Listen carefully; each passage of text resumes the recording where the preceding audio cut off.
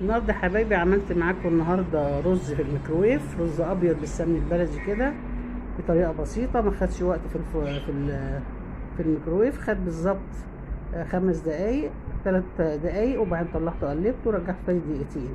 طبعا كل واحد فيكم عنده الميكروويف بتاعه يعرف يعني بياخد وقت قد ايه.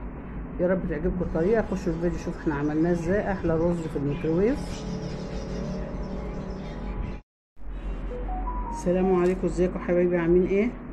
ان شاء الله يا حبايبي هعمل معاكم النهارده رز ابيض في الميكروويف. تحطي الكميه اللي انت عاوزاها، طبعا لازم تحطي يا في صيني يا في الكوبال، بس ممكن في الفخار برضو. ما تحطيش حاجه سلستين. انا حطيت هنا الكميه اللي تكفيني، وحطيت عليها معلقه سمنه بلدي ونص معلقه زيت، وحطيت شويه ملح، ومعايا هنا ماجي اللي هو بتاع الخضار ده، جميل جدا، اخف واحلى من اللحمه او الفراخ. انا بجيبه يا حبايبي بيديني طعم حلو قوي، احلى من التاني بكتير، والواحد يبقى ضامن انها مش حاجه مش حلوه. فطالما لقينا حاجه بالخضار نجيبها. اهو هفضي الكيس كله، بيدي طعم حلو قوي للرز وللاكل وكل حاجه. انا دلوقتي بجيب منه على طول، ما بجيبش لا فراخ ولا لحمه من الماجي والحاجات دي. ده النوع اللي هو ده جميل قوي. انا كده حطيت كيس الماجي او شوربه الماجي مع الملح والزيت والسمنه، وبقلبهم كده كويس،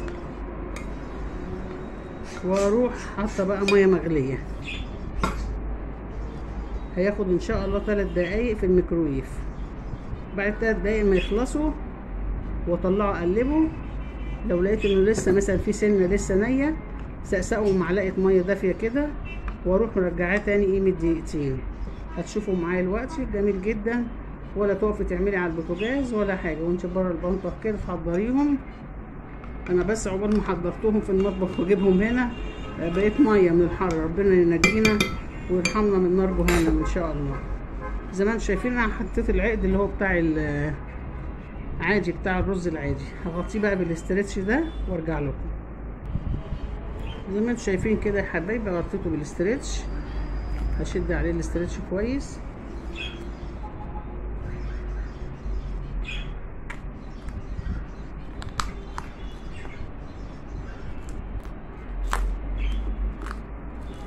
وبخله بقى او بحرف سكينه، وهنقر كده ايه كام خرم كده علشان الاسترتش ما يقبش في الميكروويف، وهنقوم نحطه في الميكروويف مع بعض كده يا حبايبي. انا خرمت الوش بتاعه بالخله او بحرف سكينه كده 3 مرات، وحطيته في الميكروويف اهو. نقفل عليه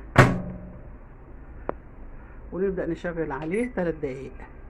انا ظبطاه على 3 دقايق. بعد 3 دقايق هنشوف ان شاء الله استوى او لسه هنديله كمان سنه. بصوا يا حبايبي انا طلعته بعد 3 دقايق.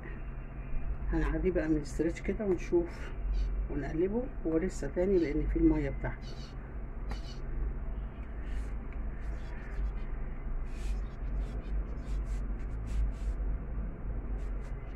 انا حطيت له ميه بزياده فلسه هرجعه كمان، ممكن ياخد كمان 3 دقايق تانيين. نغطيه برضو كويس ونرجعه الفرن تاني كده يا حبايبي. طلعت الرز من الميكروويف اهو كده، خد 5 دقايق بالظبط اهو. استوى بقى زي الفل. بقلبه بقى ببعضيه عشان السمنه تتجانس فيه كله بعد ما استوى. وكده عملنا احلى رز في الميكروويف. جربوه ان شاء الله يعجبكم. وكده يا حبايبي خلصنا الرز في الميكروويف. خد 5 دقايق، اول مره 3 دقايق وتاني مره دقيقتين.